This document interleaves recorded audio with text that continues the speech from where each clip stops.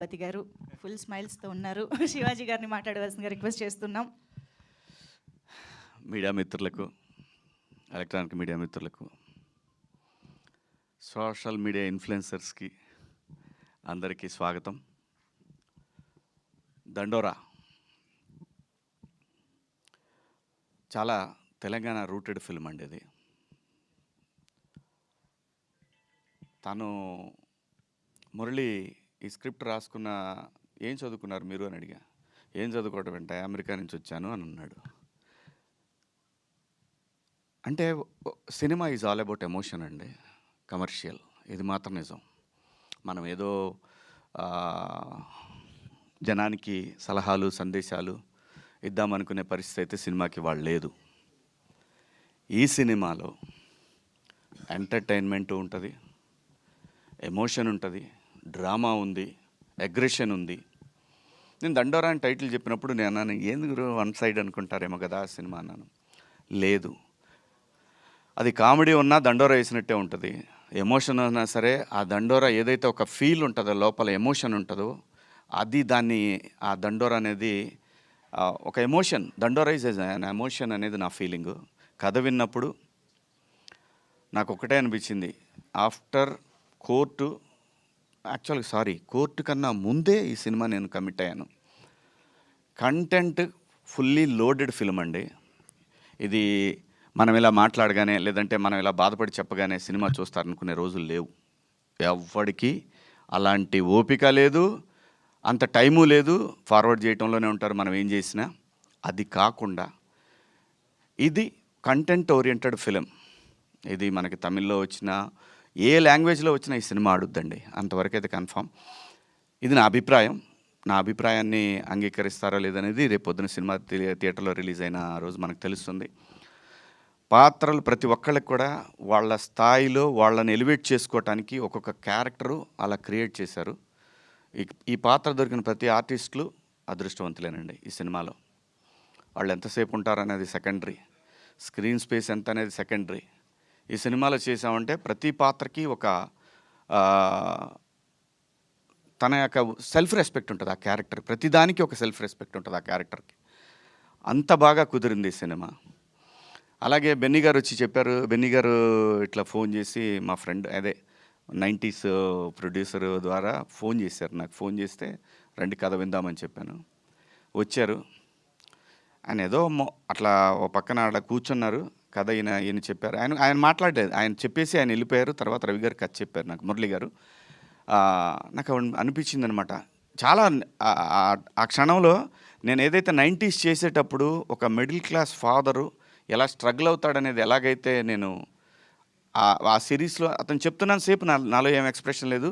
అయిపోయిన తర్వాత ఇది ఎక్కడైనా దారి తప్పుతాడా అంటే కథ చెప్పడంలో ఎక్కడైనా పక్క వెళ్తాడా అనే ఫీలింగ్ నాకు. అది అతను చెప్పే వరకు, ఎండ్ క్లైమాక్స్ చెప్పే వరకు కూడా నాలో ఎటువంటి ఎక్స్ప్రెషన్ తను చూడలేదు. కానీ ఒక చోట నాకు కళ్ళమ్మ నీళ్ళు రావటం చూశాడు. ఇంకా అదే లాస్ట్ సీను. అది చూసిన తర్వాత అతను అలాంటి ఒక అనుభూతి ఇతను కథ చెప్పినప్పుడు అది వేరే, ఆ ఎమోషన్ వేరే, ఇది వేరే. బట్ అలాగా ఇతను ఏమైనా దారి తప్పుతాడని చెప్పి నేను ఏ కథ చెప్పినా కానీ, కోర్టు తర్వాత మీ అందరికీ తెలుసు మనం ఎన్ని సినిమాలైనా చేయొచ్చు. ఎన్నో వచ్చినాయి నాకు, రోజు 4-5 సినిమాలు వచ్చినాయి. ఎందుకంటే 13 సంవత్సరాలు సస్టైన్ అయ్యాను. సినిమా డబ్బులు లేకుండా, సినిమా పని చేయకుండా సస్టైన్ అయినండి. డబ్బుల కోసం ఏది పడితే అది చేయాలనే ఉద్దేశం నాకైతే లేదు. ప్రజలు నాకు ఒక రెస్పెక్ట్ ఇచ్చారు, దాన్ని కాపాడుకోవాలనే ఉద్దేశంలోనే. డబ్బులు మనకి ఎంత రావాలో అంత భగవంతుడు అది ఆయన డిసైడ్ చేస్తాడు. ఆ డిపాజిట్ అది ఎప్పుడు రావాలో అప్పుడు వస్తూ ఉంటుంది. అలా మంచి పాత్రలు చేయాలి, ఎట్టి పరిస్థితుల్లో కూడా మంచి కథలు చేయాలనే ఏంలో నేను విన్న 70-80 కథల్లో ఇది ఒక కథ అండి. అందులో నాకు నచ్చిన ఒక 10 కథల్లో ఇది ఒక కథ. ఏది నేను రీఎంట్రీ తర్వాత నేను వచ్చినాక, మళ్ళీ ఇండస్ట్రీకి వచ్చిన తర్వాత అలాంటి ఒక గొప్ప కథ ఇది. ఎవ్రీథింగ్ ఎక్కడా కూడా మనకి వీళ్ళేదో మనకి వాయించేస్తారు, కులాలు మతాలు ఏం లేదండి. ఎక్కడ కూడా ఏ కులంలోనైనా ఇక్కడ 2 కులాలు, డబ్బున్నోడు లేనోడు, ఇవి 2 రాజ్యాన్ని ఏళ్తాయి. ఈ రెండిట్లో నుంచే స్ట్రగుల్ ఉంటుంది. వాడేమో తొక్కాలని, వీడేమో తొక్కుతున్నాడు పైకి లేవాలని. ఇదే ఫీలింగ్ ఉంటుంది ఎక్కడ చూసినా సరే. అది మీడియా అయినా, సోషల్ మీడియా అయినా, ఎక్కడైనా సరే ఒకడిని ఒకడు నేను నీకన్నా గొప్పవాడిని చెప్పాలనే ప్రయత్నమే జరుగుతూ ఉంటుంది ఎక్కడైనా సరే.